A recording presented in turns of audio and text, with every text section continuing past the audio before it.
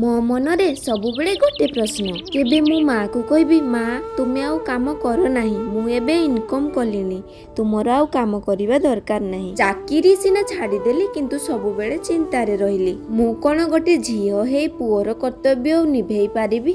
ଏବେ ସିନା ବାପା ମା କାମ କରିପାରୁଛନ୍ତି, ନିଜେ ନିଜ ଖର୍ଚ୍ଚ ବୁଝି ପାରୁଛନ୍ତି। ଯେତେବେଳେ କାମ କରିପାରିବେନି ସେତେବେଳେ କ'ଣ ମୁଁ ତାଙ୍କ ଦାୟିତ୍ୱ ବୁଝିପାରିବି? ତାଙ୍କର ଦେହ ଖରାପ ସମୟରେ ମୁଁ କ'ଣ ତାଙ୍କର ସେବା କରିପାରିବି?